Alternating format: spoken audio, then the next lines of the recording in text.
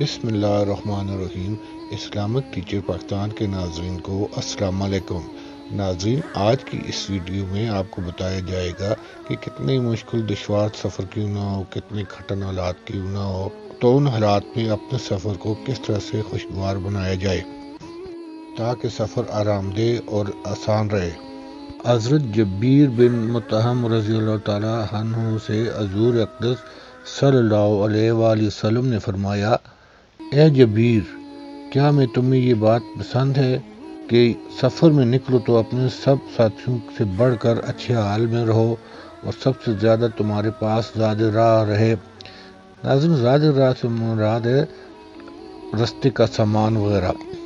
حضرت جبیر رضی اللہ تعالیٰ عنہ فرماتے ہیں کہ میں نے عرض کیا کہ میرے ماں باپ آپ صلی اللہ علیہ وآلہ وسلم پر قربان ہو، میں ضرور یہ چاہتا ہوں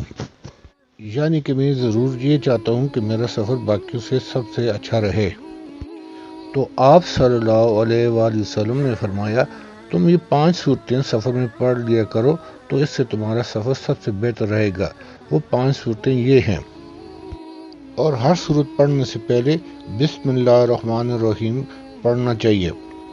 نمبر 1، 5 صورتوں میں سے 4 کل شریف ہیں، جن میں سب سے پہلے سورۃ الکافرون ہے، یعنی کہ سورۃ قل یا ایھا الکافرون۔ سورۃ الکافرون کی اہمیت یہ ہے، نبی پاک صلی اللہ علیہ وآلہ وسلم نے صحابہ کرام کو تاکید فرمائی کہ وہ سونے سے پہلے یہ سورت پڑھا کریں، اور خود بھی سونے سے پہلے وہ نبی پاک صلی اللہ علیہ وآلہ وسلم یہ سورت پڑھ کر سویا کرتے تھے۔ اس کے علاوہ جو دوسری سورت ہے وہ سورۃ الاخلاص ہے، یعنی قل ھو اللہ احد۔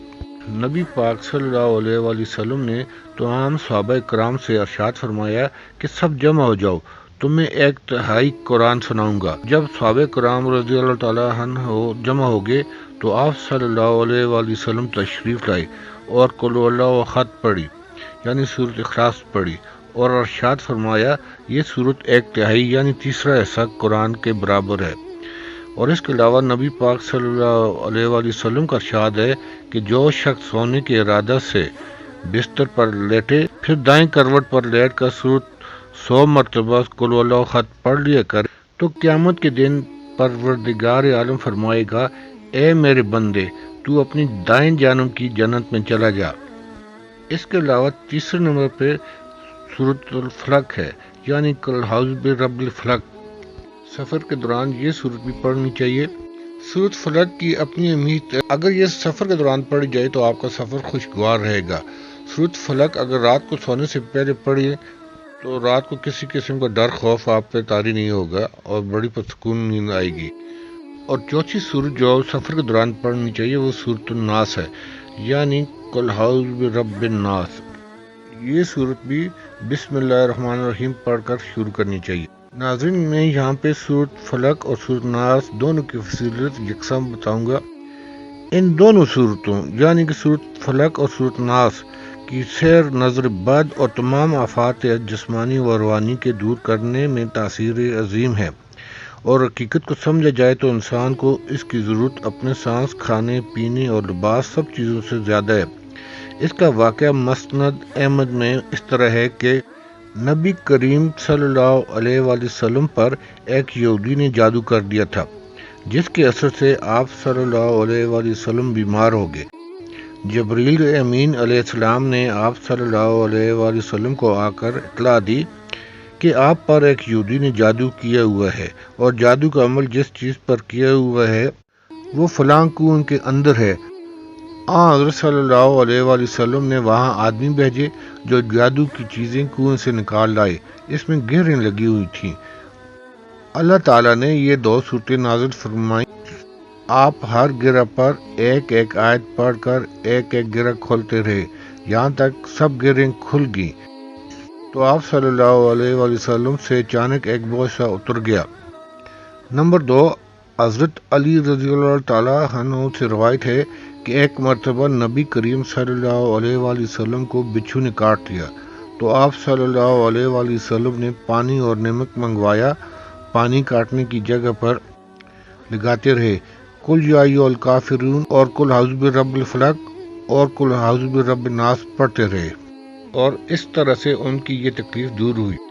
اور اس کے علاوہ جو 5ویں صورت ہے وہ صورت نصر ہے، اور یہ بھی بسم اللہ الرحمن الرحیم پڑھ کر شروع کرنی چاہیے۔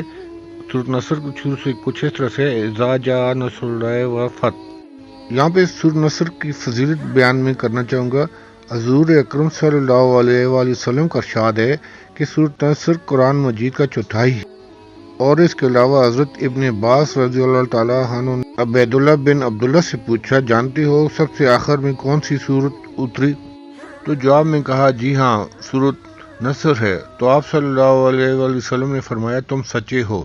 یعنی کہ سفر کے دوران یہ 4 کل شریف اور صورت نصر پڑھنی چاہیے، جس سے آپ کا سفر خوشگوار رہے گا۔ ہر صورت بسم اللہ الرحمن الرحیم سے شروع کی جائے اور اسی پر ختم کی جائے، تو اس طرح سے بسم اللہ الرحمن الرحیم 6 مرتبہ پڑھی جائے گی۔